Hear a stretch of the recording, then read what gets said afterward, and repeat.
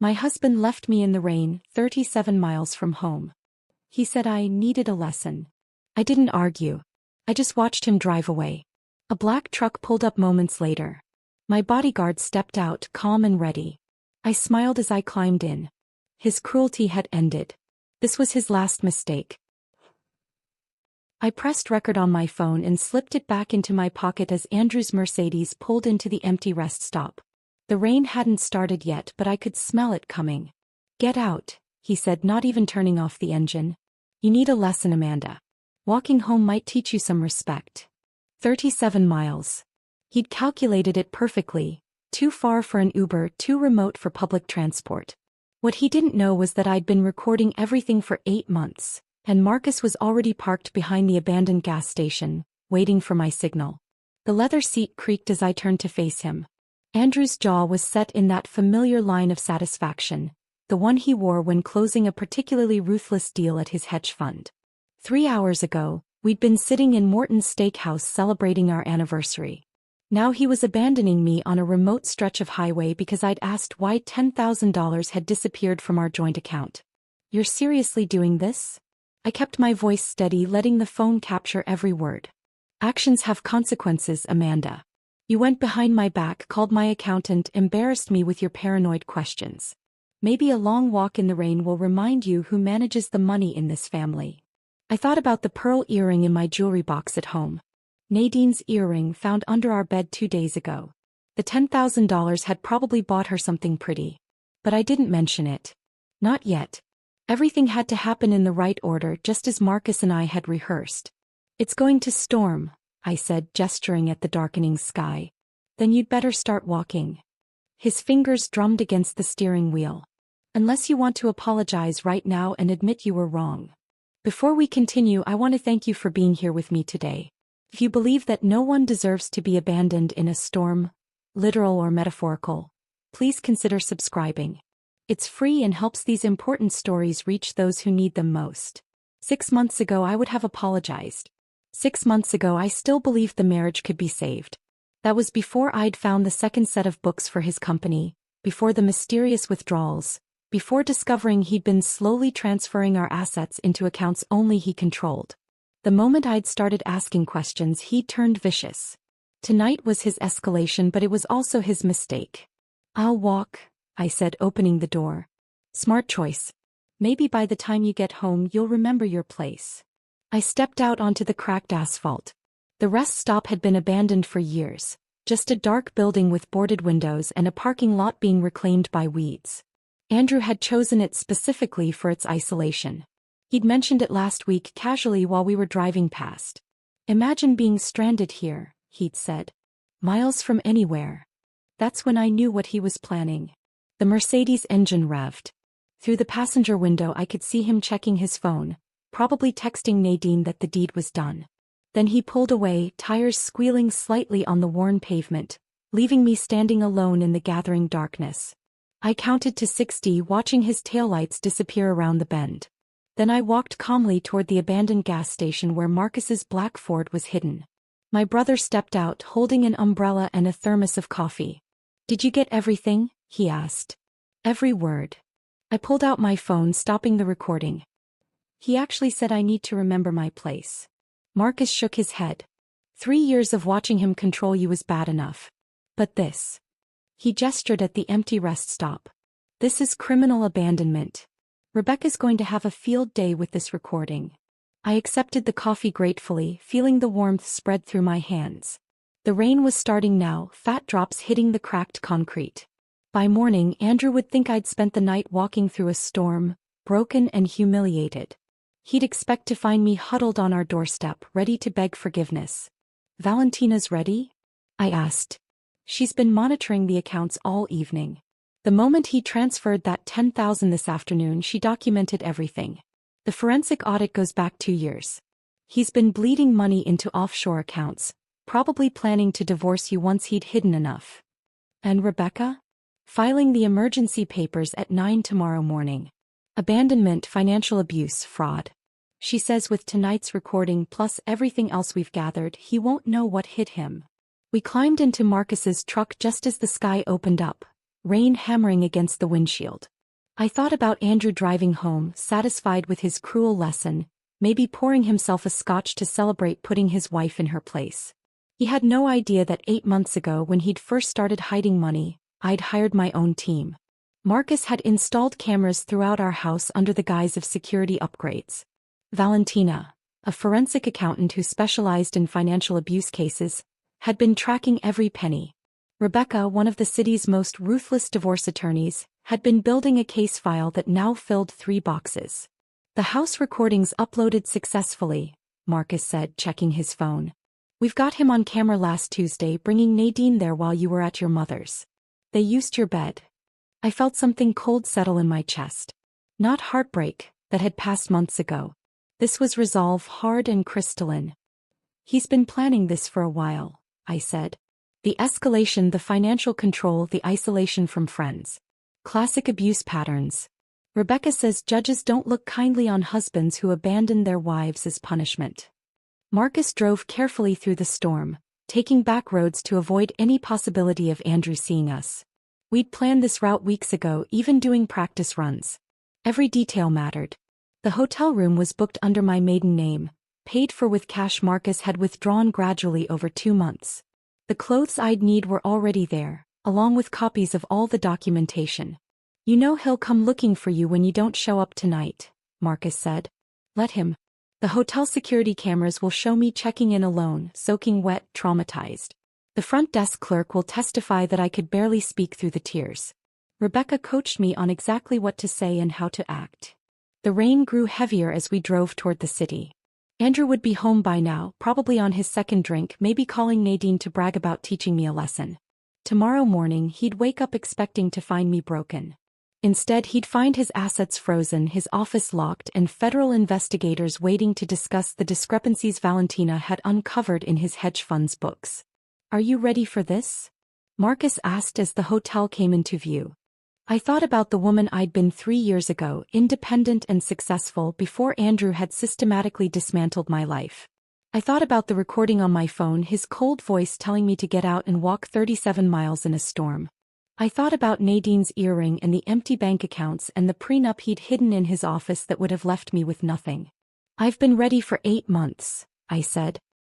He just gave me the final piece of evidence I needed. Marcus pulled up to the hotel's side entrance. I grabbed the small bag we'd prepared, just enough to look like I'd escaped with nothing, and stepped out into the rain. It was time to play the part of the traumatized wife, abandoned and afraid. Tomorrow Andrew would learn who really needed a lesson. The hotel lobby felt impossibly bright after the darkness outside. Water dripped from my hair onto the marble floor as I approached the front desk, my hands shaking just enough to be convincing. The night clerk, a young woman with kind eyes, immediately reached for a stack of towels. Oh my goodness, are you all right? She rushed around the counter, wrapping a towel around my shoulders. My husband, I managed, letting my voice crack. He left me at a rest stop. In the storm. I had to walk for miles before someone helped me. Her face shifted from concern to horror. Perfect. Every word would be documented in the hotel's incident report, just as Rebecca had instructed. The clerk guided me to a chair and brought me hot tea while processing my check-in. I gave her my maiden name, Amanda Harrison, and paid with the emergency credit card I'd opened 6 months ago, the one Andrew knew nothing about. Room 412 was small but clean, overlooking the city lights blurred by rain. I locked the door, put the chain on, and finally allowed myself to breathe. Then I pulled out my second phone, the one Marcus had given me, and played back the recording from the car. Andrew's voice filled the room, cold and measured. You think you're so clever, don't you? Calling my accountant behind my back. Asking questions about our finances like you'd understand the answers. My own voice, carefully controlled. It's our money, Andrew. I have a right to know where it's going. Our money. His laugh was sharp. I earn it. I manage it. You spend it on overpriced groceries and those ridiculous charity luncheons. $70 for organic vegetables last week, Amanda. $70. I remembered that shopping trip. I'd bought ingredients for the dinner party he'd insisted on hosting for his clients. The same dinner where he'd spent $800 on wine without blinking. The recording continued. You embarrassed me at the Morrisons' party. contradicting me about the European markets in front of my colleagues. Where did you even get those opinions? Some morning talk show. I have an MBA from Northwestern, Andrew. I worked in financial services for 5 years before we met. Before I rescued you from that mediocre career, you mean? You were analyzing penny stocks at a third-tier firm. I gave you a life you never could have achieved on your own. I closed my eyes, remembering the woman I'd been at Henderson Investments. I hadn't been analyzing penny stocks. I'd been managing a portfolio worth $30 million. But Andrew had rewritten history so many times, sometimes even I forgot the truth. My phone buzzed. A text from Marcus. Valentina found something. 3 more accounts in the Caymans. He's been moving money for 18 months. 18 months. I thought back to when things had started changing. The sudden interest in separate checking accounts, for tax purposes. The financial advisor who appeared without explanation. The documents he'd asked me to sign without reading because, it's just routine stuff, trust me. Another text, this one from Rebecca. Judge Coleman agreed to emergency hearing tomorrow at 2 p.m. Bring the recording. Judge Patricia Coleman had a reputation for seeing through men like Andrew. She'd presided over 3 high-profile financial abuse cases in the past year, all resulting in favorable outcomes for the wives. Rebecca had specifically waited for her rotation. I changed into the dry clothes from the emergency bag I'd hidden here yesterday, then sat at the small desk and began writing. Not the statement Rebecca would help me polish for court, but notes for myself, reminders of who I really was beneath the person Andrew had tried to create. I wrote about the promotion I'd turned down because Andrew said the travel would strain our marriage. The investment opportunity I'd identified that would have tripled my personal savings, if I'd still had personal savings. The friendship with my college roommate that ended when Andrew convinced me she was jealous of our happiness. My phone rang. Andrew's ringtone. I let it go to voicemail, then played the message on speaker, recording it with my second phone. Amanda, this is ridiculous. It's been 3 hours. The lesson's been learned, okay? Call me back and I'll come get you. Don't make this worse than it needs to be. 10 minutes later, another call. This time his voice was harder. I know you have your phone. Stop being childish and call me back. If you're trying to worry me, it's not working. I'm going to bed. You can find your own way home. But I could hear the edge creeping in. He was starting to realize something was off. I'd always called by now, always apologized, always came crawling back. The silence was breaking his script. At midnight, Nadine called. I almost didn't recognize the number, but something made me answer, staying silent. Hello? Amanda. Her voice was uncertain. Andrew asked me to call you. He's worried. He said you two had a fight and you're not answering his calls. He wants you to know he's sorry and you should come home. Andrew never apologized. Never admitted fault. That he'd sent his mistress to deliver a fake apology showed how off balance he was. I hung up without speaking. By 1 a.m, the calls were coming every 15 minutes. Andrew, his mother Margaret, even his business partner James. I documented every single one, their numbers, their times, their increasingly frantic messages. The abandoned wife was supposed to be desperate for rescue, not maintaining radio silence. I ordered room service, charging it to the card. Soup and salad and a glass of wine. Let the receipt show I was composed enough to eat. Let it document that I wasn't falling apart the way Andrew expected. At 2:30 a text came through that made me smile. Not from Andrew but from our neighbor Mrs. Chin. Saw Andrew in his driveway with a flashlight looking under your car. Then he drove off fast. Is everything okay? He was looking for my car, not knowing Marcus had moved it to a long-term parking garage across town 2 days ago. Another piece of evidence that I'd been planning to leave, that his abandonment had simply accelerated my timeline. I pulled the curtains aside and watched the storm rage over the city. Somewhere out there, Andrew was beginning to realize his perfectly controlled world was slipping. He thought he taught me a lesson about power and place. Tomorrow, when the markets opened and he discovered his offshore accounts frozen, when his key card failed at the office, when federal investigators appeared with questions about discrepancies Valentina had uncovered, he'd understand who'd really been teaching whom. The rain hammered against the window like it was trying to break through. 8 months of planning, of documenting, of pretending to be the subdued wife while building a case that would destroy him. All leading to this moment, this perfect storm of his own making. I set my alarm for 7, knowing I'd need to look appropriately distraught for the emergency hearing. Rebecca would meet me at noon to prepare. But for now, for these few hours, I sat in the darkness and felt something I hadn't experienced in 3 years. Freedom.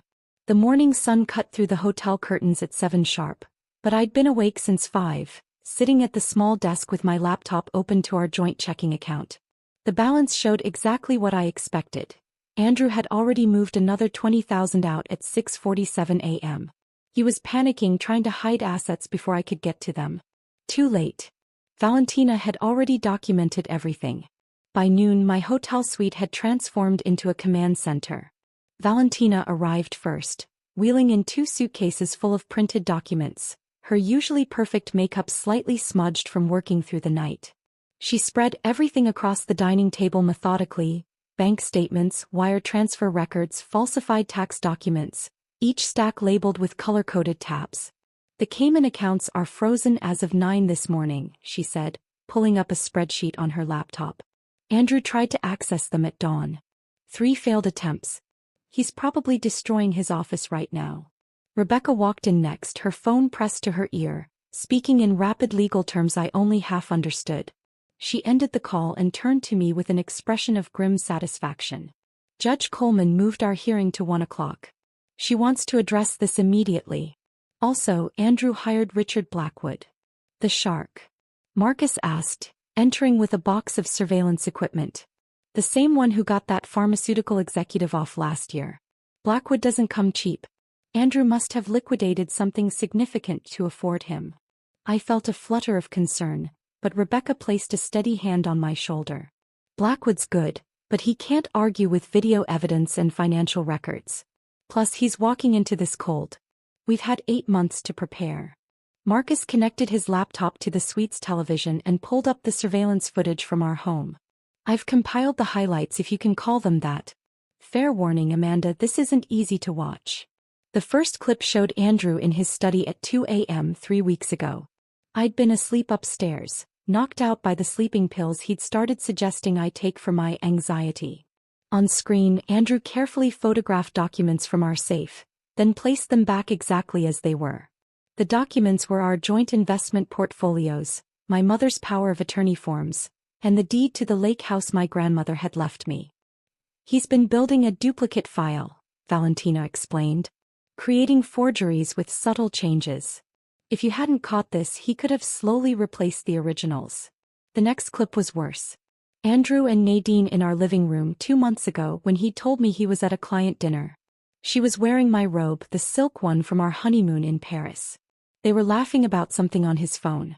"Turn the volume up," I said, though my stomach churned. Andrew's voice filled the room. She actually believed me when I said the conference was mandatory. "I've trained her well. A few more months and I'll have everything transferred. Then we can stop this charade." Nadine's giggle was like nails on glass. "The prenup really says she gets nothing? The prenup's irrelevant. She'll never fight it. Amanda doesn't have the spine. By the time she realizes what's happening, we'll be in Costa Rica, and she'll be too broken to do anything about it." Marcus paused the video. The room was silent except for the hum of the air conditioning. I stood up, walked to the window and stared at the city below. Somewhere out there, Andrew was probably in his office trying to figure out why his computer access was revoked, why his assistant couldn't reach the bank, why everything was falling apart. "There's more," Marcus said quietly. "Do you want to see it?" I nodded. The next clip showed Andrew on the phone in our garage, pacing between our cars.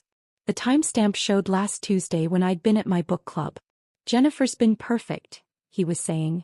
"She has no idea I'm recording our conversations. Every detail about Amanda's mother's estate, the Alzheimer's diagnosis they're hiding, the trust fund from their father.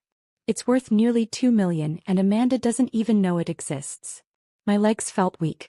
Jennifer, my younger sister who I'd been protecting from her gambling addiction for years, who I'd covered for with our parents countless times.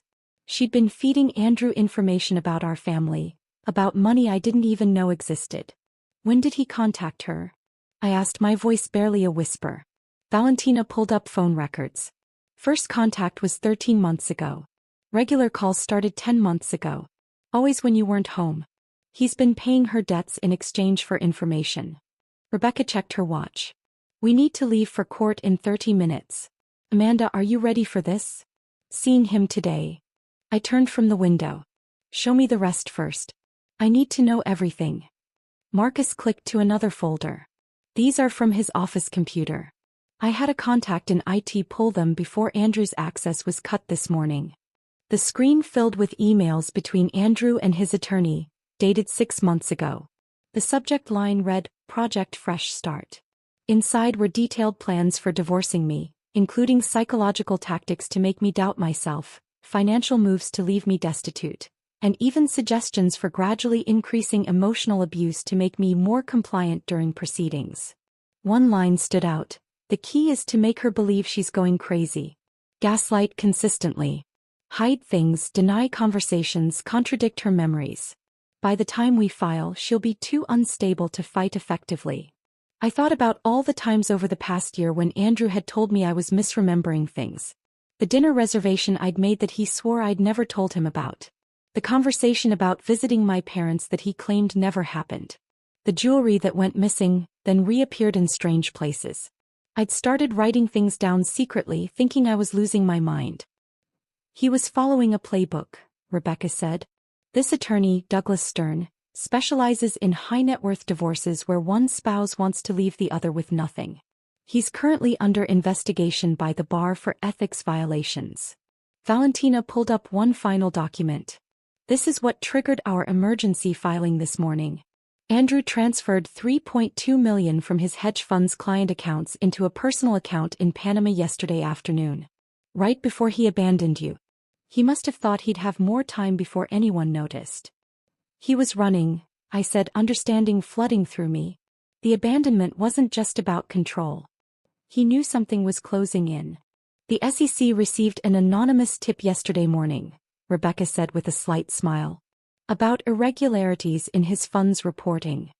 I looked at her. You. Valentina actually. Once she documented the embezzlement, we had an obligation to report it. The weight of Andrew's crimes was staggering. This wasn't just about our marriage or his affair. He was a criminal who'd been using me as cover while he pillaged client accounts and prepared his escape. The man I'd shared a bed with for 3 years was capable of destroying not just me, but dozens of innocent investors who'd trusted him with their retirement savings. Judge Coleman needs to see all of this, I said, gathering my strength. Every document, every recording, every piece of evidence. Rebecca smiled, the kind of smile that reminded me why she'd never lost a financial abuse case. She'll see it all. And then Andrew Mitchell is going to learn what it feels like to lose everything. The courthouse corridors were marble and mahogany, designed to intimidate. I walked through them in my sharpest suit, the navy one Andrew had never seen because I'd bought it last month specifically for this moment. Rebecca walked beside me, briefcase in hand, while Marcus flanked my other side. We entered courtroom 4B at exactly 12:55 p.m. Andrew was already there, seated beside Richard Blackwood, whose $1,000 haircut couldn't hide the stress lines around his eyes. Andrew looked smaller somehow, his usual commanding presence diminished by wrinkled clothes and shadows under his eyes. He'd clearly slept in his office. When he saw me, his expression shifted from exhaustion to pure rage. All rise, the bailiff announced. Judge Patricia Coleman entered, her black robes adding gravity to an already tense atmosphere. She took her seat and immediately began reviewing the documents before her, reading glasses perched on her nose. We're here for an emergency petition filed by Amanda Mitchell regarding marital assets and spousal abandonment, she began, her voice carrying the authority of someone who'd seen every type of marital disaster. Mr. Blackwood, I see you've just been retained this morning. Yes, Your Honor. We request a continuance to properly review. Denied. Your client allegedly abandoned his wife in dangerous conditions last night. Time is of the essence. He turned to Rebecca. Counselor, present your evidence. Rebecca stood, smooth as silk. Your Honor, at approximately 8:47 p.m. yesterday, Andrew Mitchell deliberately abandoned his wife at a rest stop 37 miles from their home during a severe storm. We have audio recording of the incident. She played the recording through the courtroom speakers. Andrew's voice filled the space, cold and clear. You need a lesson, Amanda. Walking home might teach you some respect. I watched Andrew's face go white. Blackwood leaned over, whispering furiously. Andrew shook his head, gesturing wildly with his hands. Furthermore, Rebecca continued, Mr. Mitchell has been systematically hiding marital assets for 18 months. We have documentation of offshore accounts totaling $8 million, and evidence of embezzlement from his hedge fund totaling $3.2 million. Objection. Blackwood stood. These are unsubstantiated allegations. Then let's substantiate them, Rebecca said calmly, producing a stack of bank documents. Exhibit A through F, Your Honor. Wire transfers to accounts in the Cayman Islands, all initiated by Mr. Mitchell without his wife's knowledge or consent. Judge Coleman reviewed the documents, her expression growing darker with each page. Mr. Mitchell, did you abandon your wife last night? Andrew stood, straightening his tie. Your Honor, there was a misunderstanding. My wife and I had an argument. It's a yes or no question, Mr. Mitchell. I left her at a rest stop, but during a storm? 37 miles from home. She had her phone. She could have called someone. The judge's eyebrows rose. How considerate of you. She turned back to Rebecca. Continue. Rebecca pulled up financial records on the courtroom screen. Mr. Mitchell has also been conducting an extramarital affair with his assistant, Nadine Rodriguez, using marital funds to purchase gifts and fund trips. This includes a pearl necklace valued at $12,000, reported as stolen to insurance but actually given to Ms. Rodriguez. My phone buzzed. A text from Marcus. He's here. The courtroom doors opened and Tom Chin from the SEC walked in, followed by 2 federal agents. Andrew's head whipped around and for the first time, I saw real fear in his eyes. Your Honor, Tom Chin addressed the judge. I apologize for the interruption. We have a warrant for Andrew Mitchell's arrest on charges of wire fraud and embezzlement. Blackwood jumped up. Your Honor, this is highly irregular. So is stealing $3.2 million from client accounts, Judge Coleman responded dryly. She looked at the federal agents. Gentlemen, please wait until we conclude this hearing. Mr. Mitchell isn't going anywhere. Andrew sank into his chair. His phone, sitting on the defendant's table, lit up with call after call. I could see the names flashing. His mother, his business partner James, and repeatedly Nadine. Given the evidence presented, Judge Coleman continued, I'm granting the emergency injunction. All marital assets are frozen pending investigation. Mrs. Mitchell is awarded exclusive use of the marital home and temporary support of $10,000 per month. Mr. Mitchell, you are ordered to stay 500 feet away from your wife. $10,000 a month?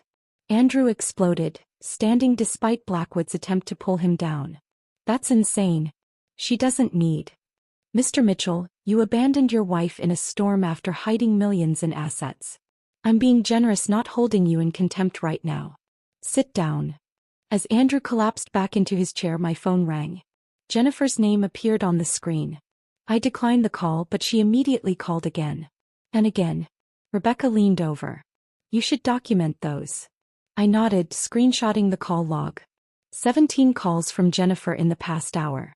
43 from Andrew since last night. 22 from his mother Margaret. Even a few from numbers I didn't recognize, probably Andrew's colleagues or clients who'd heard about the federal investigation. Tom Chin approached our table while the judge finalized her orders. Mrs. Mitchell, we'll need your cooperation with our investigation. Your attorney mentioned you have additional evidence. I nodded. 8 months of documentation. Financial records, recordings, emails. Everything. Good. Your husband's looking at 15 to 20 years if convicted on all charges. Andrew must have heard him because he suddenly stood again, pointing at me. You did this. You set me up. This whole thing was a trap. Judge Coleman's gavel came down hard. Mr. Mitchell, control yourself or I'll add contempt charges. She's been planning this. Andrew continued, his composure completely shattered. The recording, the documentation, she knew I was going to leave her there. So you admit to abandoning her? The judge asked. Blackwood physically pulled Andrew back down, but the damage was done. Andrew had just confessed in open court in front of federal agents to deliberately abandoning me. As we prepared to leave, Nadine burst through the courtroom doors. Her designer dress was wrinkled, her carefully styled hair disheveled. She looked around wildly until her eyes landed on Andrew. You said you were divorced, she screamed across the courtroom. You said the papers were already filed. You said she was crazy and making things up. The judge sighed. Ma'am, please remove yourself from my courtroom. But Nadine wasn't done. She pulled out her phone, waving it in the air. I have texts. Recordings. He promised me we were getting married. He said the money was his. Tom Chen's eyes lit up. He approached Nadine carefully. Ma'am, we'd very much like to speak with you. Andrew's destruction was complete. His mistress was turning state's evidence, his assets were frozen, federal agents were waiting to arrest him, and his carefully constructed image had crumbled in less than an hour. As we walked out, leaving Andrew to be processed by federal agents, my phone buzzed with one final message. It was from Margaret, Andrew's mother. I hope you're satisfied, destroying a good man over petty jealousy. I deleted it without responding. Margaret would learn soon enough that her son wasn't a good man. He was a criminal who'd been exposed, and I wasn't the one who'd destroyed him. He'd destroyed himself. The courthouse steps were crowded with reporters when we emerged. Someone had leaked the story. Probably a court clerk who recognized Andrew's name from the financial pages.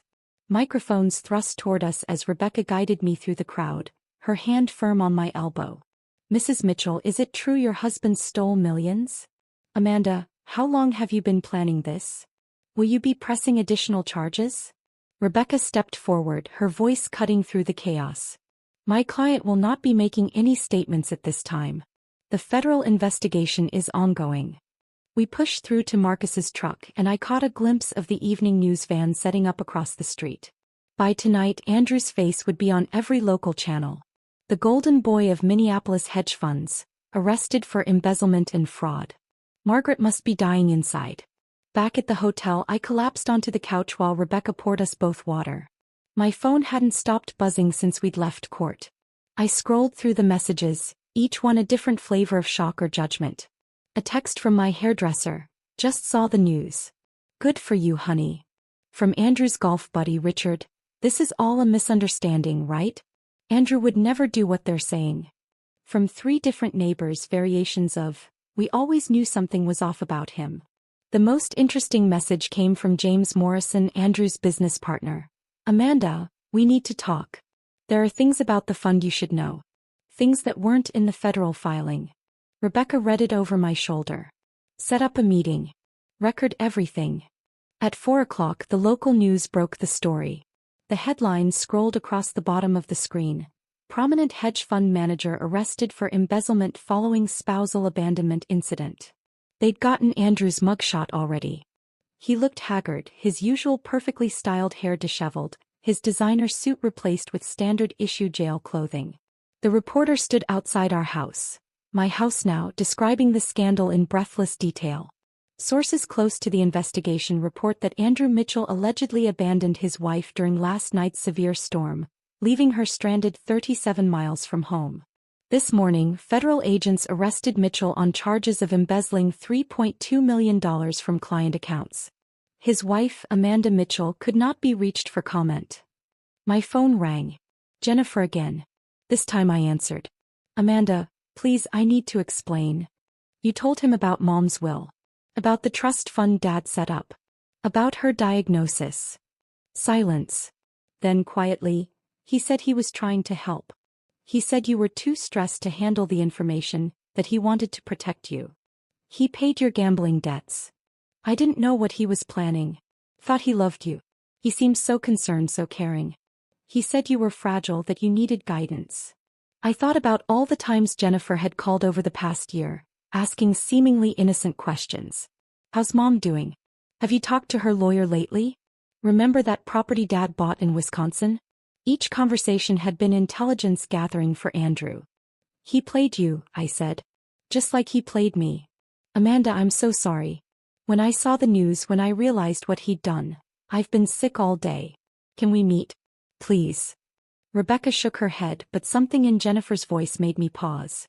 She sounded genuinely broken, not just worried about consequences. Tomorrow. Neutral location. You come alone. After I hung up, Marcus pulled up social media on his laptop. You need to see this. Andrew's company Facebook page was imploding. Clients were posting demands for their money back. Former employees were sharing stories of suspicious activities they'd witnessed. One woman wrote, "He fired me when I questioned missing funds last year. Now I know why." But the most devastating blow came from Nadine. She'd gone nuclear on Instagram, posting screenshots of their text conversations, photos from their trips funded with stolen money, and a long caption detailing how Andrew had manipulated her into believing I was the villain. "He told me his wife was emotionally disturbed," she wrote. "That she refused to grant him a divorce. That she threatened to ruin him if he left. I believed every word because he was so convincing, so sophisticated. I was an idiot, but he was a master manipulator." The photos were damaging. Andrew and Nadine in first-class seats to Paris, champagne glasses raised. Andrew and Nadine at the exact resort in Mexico where we'd celebrated our 5th anniversary. Andrew and Nadine in our bed. She'd actually posted that one, though Instagram quickly removed it. By 6 o'clock, Andrew's mother Margaret had released a statement through her lawyer. Rebecca read it aloud, barely containing her laughter. "The Mitchell family is shocked by these allegations. We believe this is a coordinated attack orchestrated by a vindictive spouse seeking financial gain.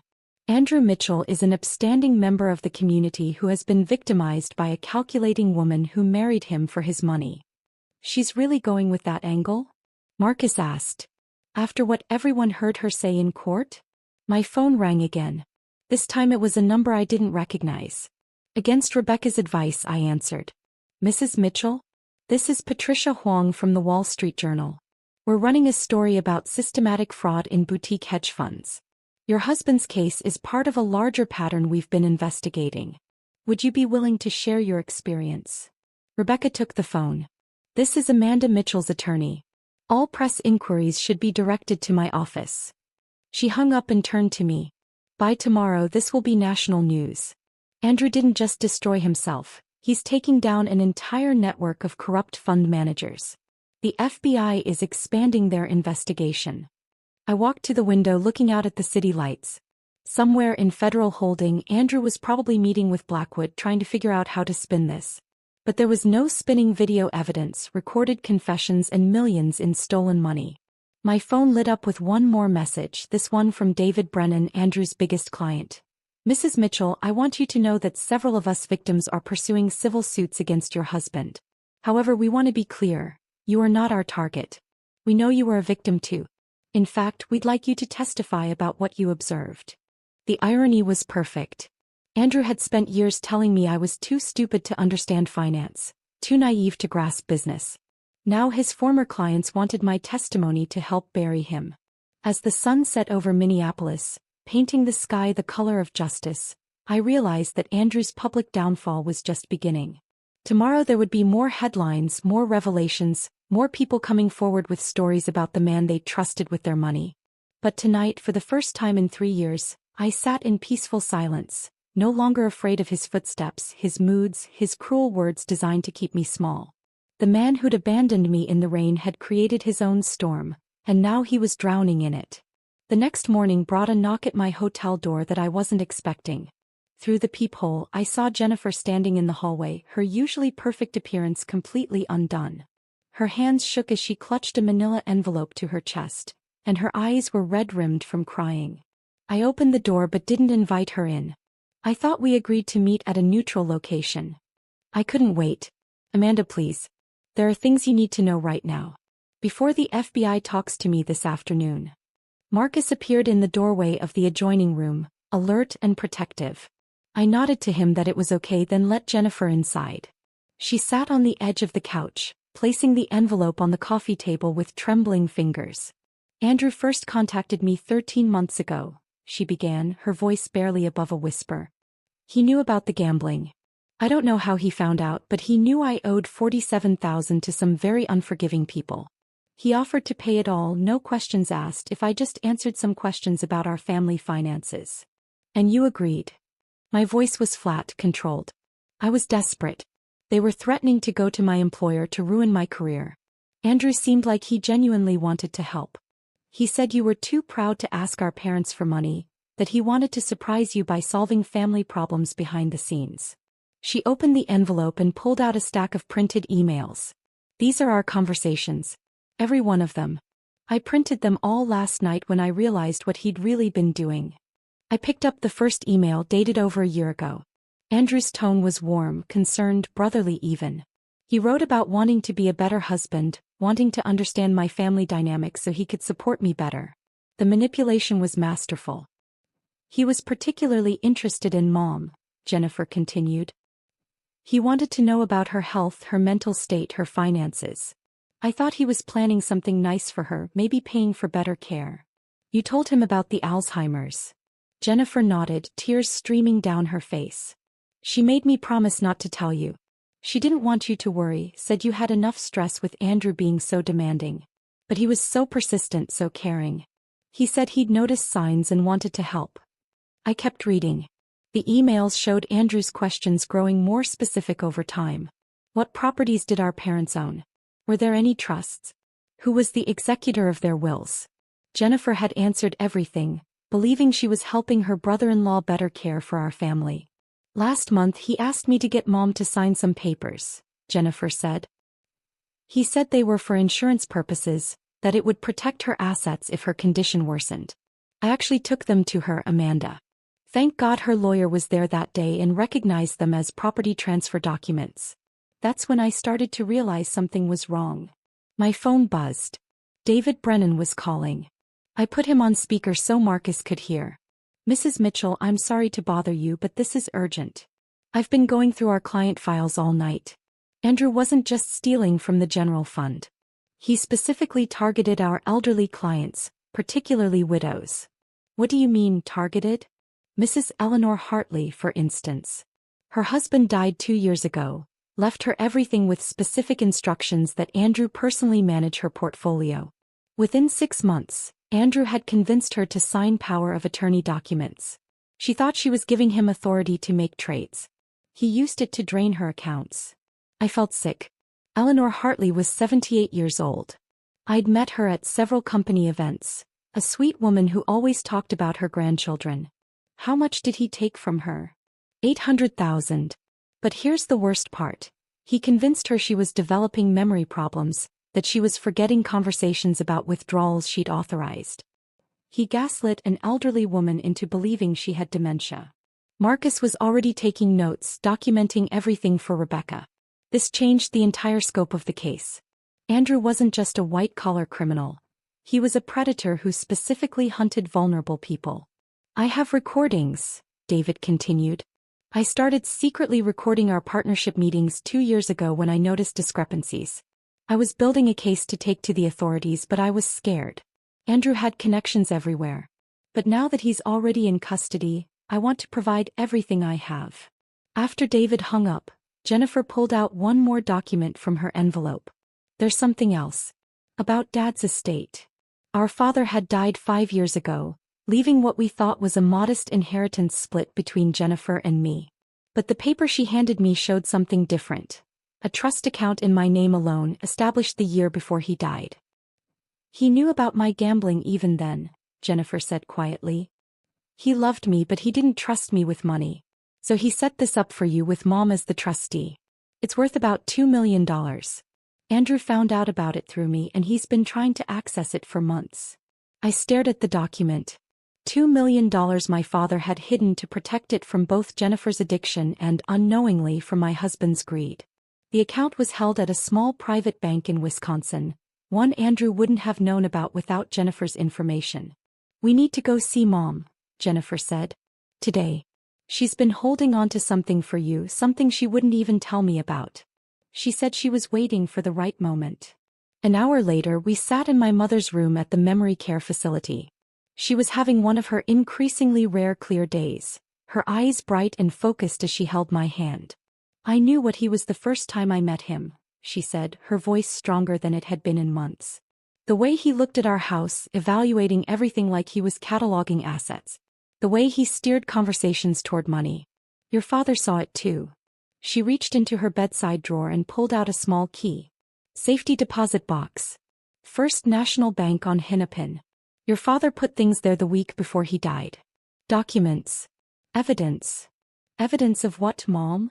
Andrew tried to forge your signature last year. Loan documents, property transfers. The bank manager was your father's friend. He called me, sent me copies of everything. It's all in the box. I took the key, feeling its weight. My father had been protecting me even from beyond the grave, and my mother had been standing guard over that protection despite her declining memory. There's more, Mom said, her grip tightening on my hand. The FBI came here yesterday. Not about Andrew's arrest, about something bigger. They said his name came up in an investigation that's been running for 3 years. A network of fund managers who've been systematically defrauding elderly clients across 5 states. The room felt suddenly airless. Andrew's abandonment of me in the rain wasn't just about control or cruelty. He'd known the FBI was closing in. He'd wanted me broken and compliant because he thought he could use me as either a shield or a scapegoat when everything collapsed. He never expected you to fight back, my mother said, a small smile crossing her face. Men like him never do. They think kindness is weakness. They're always surprised when they learn otherwise. As we prepared to leave, my mother squeezed my hand one more time. Your father would be proud of you. You're stronger than Andrew ever imagined. Driving away from the facility, Jennifer beside me and Marcus following in his truck, I thought about the layers of deception Andrew had built. Each revelation peeled back another level of his criminality. He wasn't just a bad husband or a corrupt fund manager. He was the center of a web of financial abuse that had destroyed dozens of lives. But he'd made one fatal error. He'd assumed that the woman he'd left in the rain would stay there, broken and defeated. Instead, she'd become the storm that would wash away everything he'd built on the suffering of others. The First National Bank on Hennepin stood like a fortress of old money and older secrets. Jennifer waited in the car while Marcus accompanied me inside, where the safety deposit box my mother had protected waited in a climate-controlled vault. The bank manager, Mr. Paulson, remembered my father well and handled the key with the reverence of someone who understood he was part of something significant. Inside the box lay a stack of documents that made my hands tremble. Forged loan applications with my signature, dated 6 months ago. Property transfer papers for my grandmother's lake house, which Andrew had apparently tried to sell without my knowledge. Bank statements from accounts I'd never seen, opened in my name but controlled by Andrew. My father had somehow obtained copies of everything, his handwriting on sticky notes explaining what each document meant. One note, attached to a forged power of attorney document, simply read, "He will try to take everything. Don't let him." Marcus photographed every page while I sat in stunned silence. The scope of Andrew's betrayal kept expanding, like ink spreading through water. This wasn't just about our marriage or even the stolen millions. He'd been systematically working to erase my financial existence, to make me completely dependent on him or worse, to frame me for his crimes if necessary. 4 months later, I walked into the federal courthouse for the first day of Andrew's criminal trial. The media attention had only intensified since his arrest. News vans lined the street. Reporters called out questions I didn't answer. I wore a charcoal gray suit that had never seen the inside of our shared closet, bought specifically for this moment. Professional, dignified, expensive enough to show I wasn't broken. Andrew sat at the defendant's table in a suit that no longer fit properly. He'd lost weight in federal custody, and his formerly perfect hair had grown out awkwardly. When our eyes met across the courtroom, I smiled, the same serene smile I used to give him over morning coffee when he'd lecture me about my spending. But now that smile carried the weight of everything I knew and everything he was about to lose. The prosecutor, Assistant U.S. Attorney Michael Torres, laid out the case methodically. 12 counts of wire fraud. 2 counts of elder abuse. 1 count of conspiracy to commit financial crimes. The evidence was overwhelming. Doctored books, hidden accounts, forged documents, recorded conversations where Andrew explicitly discussed stealing from clients. For 11 days, witness after witness took the stand.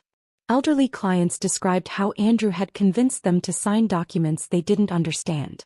Former employees testified about being ordered to falsify records. The forensic accountant walked the jury through the labyrinth of offshore accounts and shell companies Andrew had created. On day 12, the courtroom doors opened and Nadine Rodriguez walked in. She looked nothing like the polished young woman who'd worn my grandmother's pearls. Her designer clothes had been replaced with a conservative dress, her elaborate hairstyle with a simple bun. She'd been granted immunity in exchange for her testimony, and she was about to bury Andrew with it.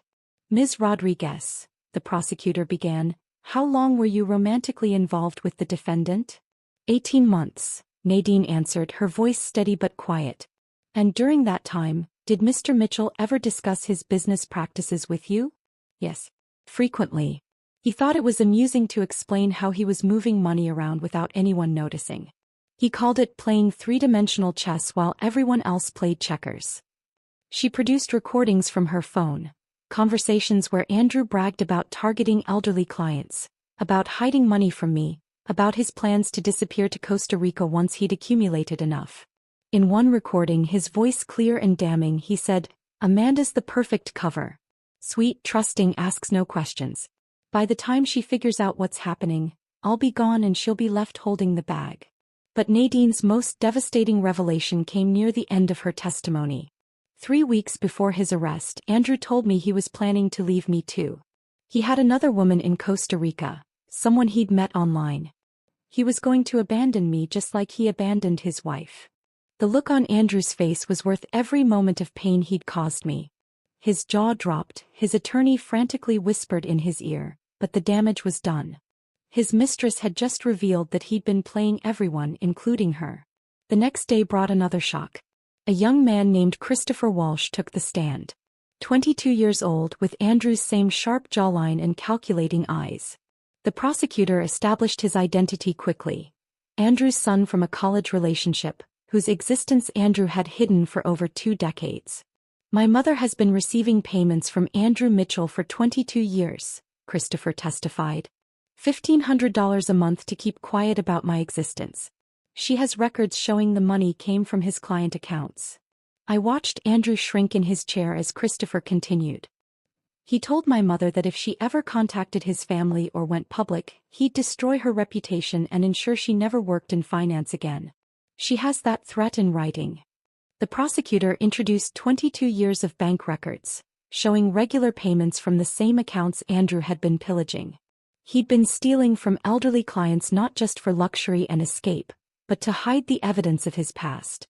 Andrew's defense attorney tried to object, arguing this was prejudicial and irrelevant to the financial crimes, but Judge Coleman overruled him. It establishes a pattern of deception and financial malfeasance spanning the defendant's entire adult life. On the final day of testimony, Andrew made the catastrophic decision to take the stand himself. Against his attorney's visible protests, he stood and walked to the witness box, still believing he could talk his way out of this. For 2 hours he tried to spin a narrative where he was the victim. He claimed I'd known about the affairs and approved.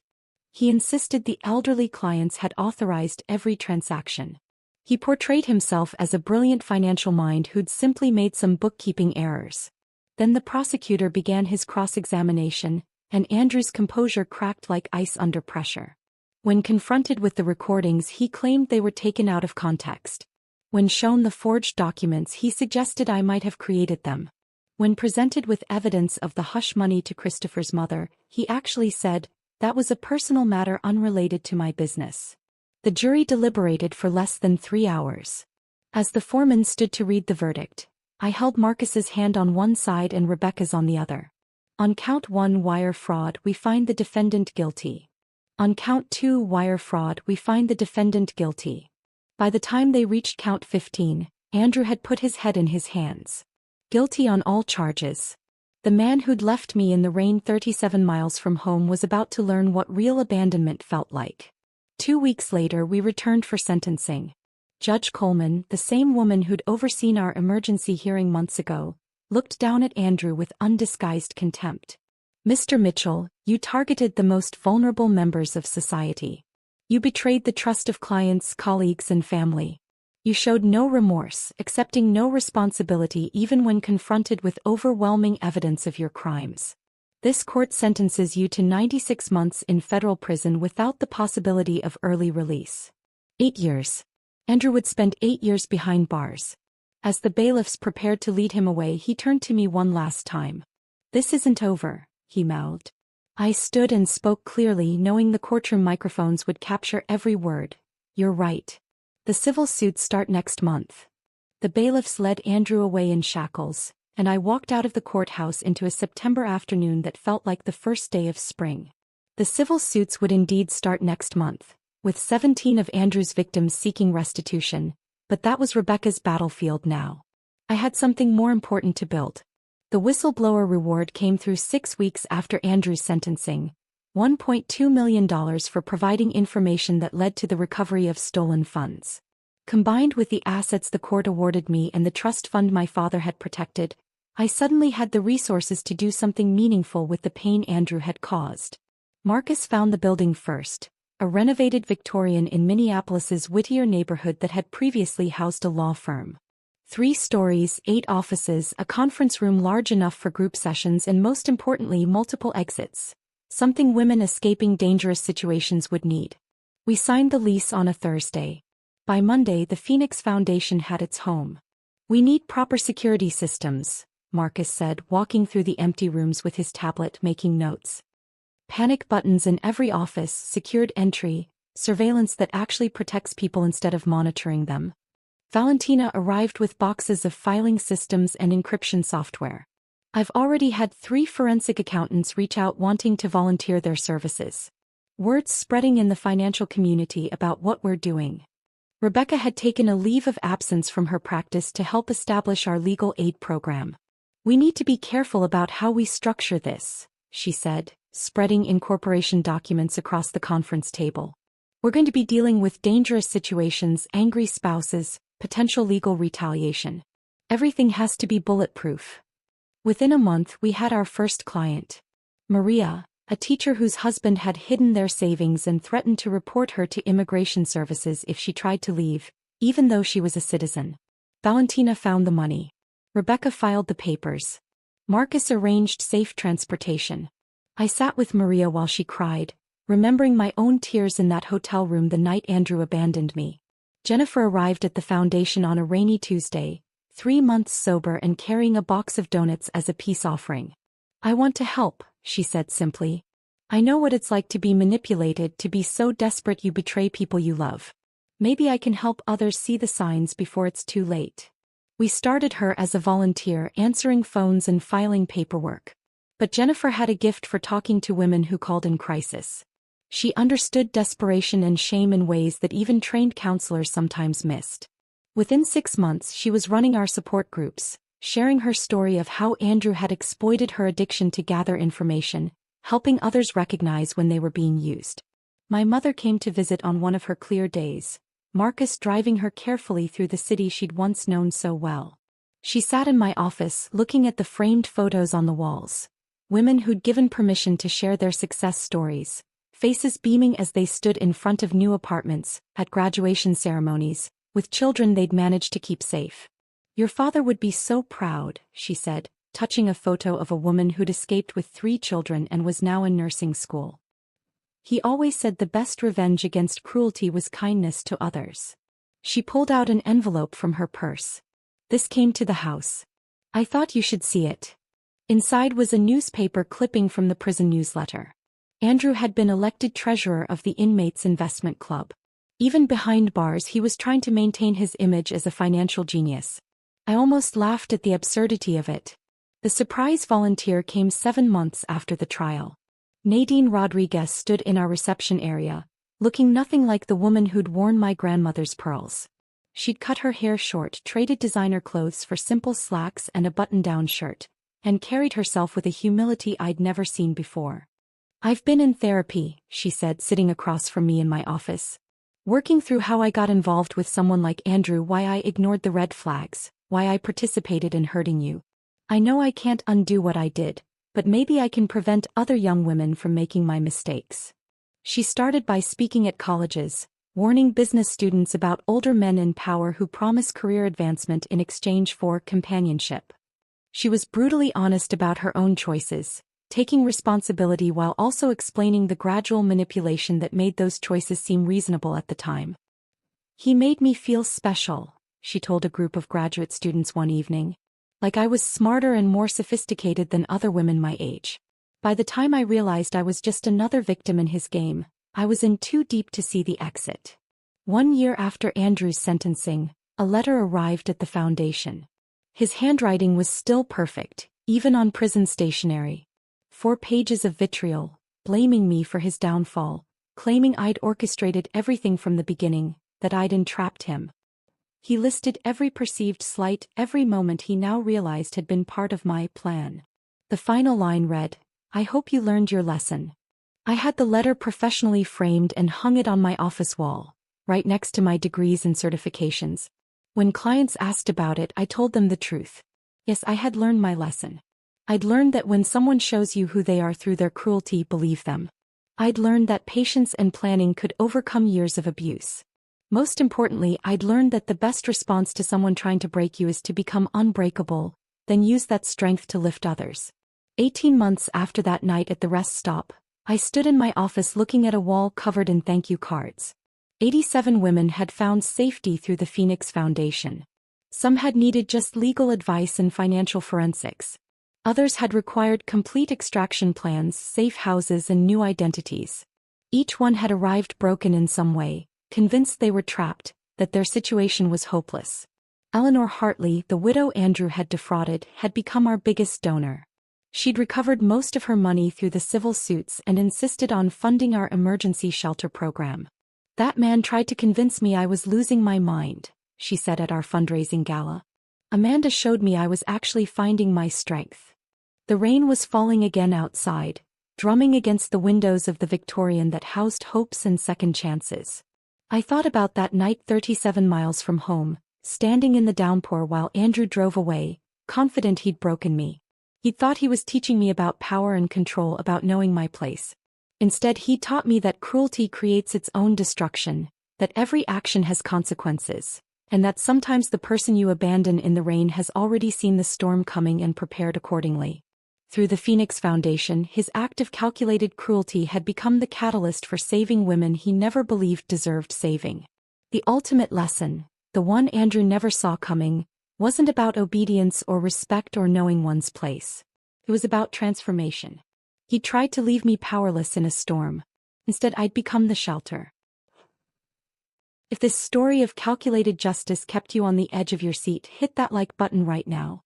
My favorite part was when Amanda stood in court, wearing the sharp suit Andrew always said made women look too aggressive, and smiled at him with the same serene expression she used to give him over breakfast. What was your favorite moment of sweet revenge? Drop it in the comments below. Don't miss more gripping stories like this. Subscribe and hit that notification bell so you never miss an upload.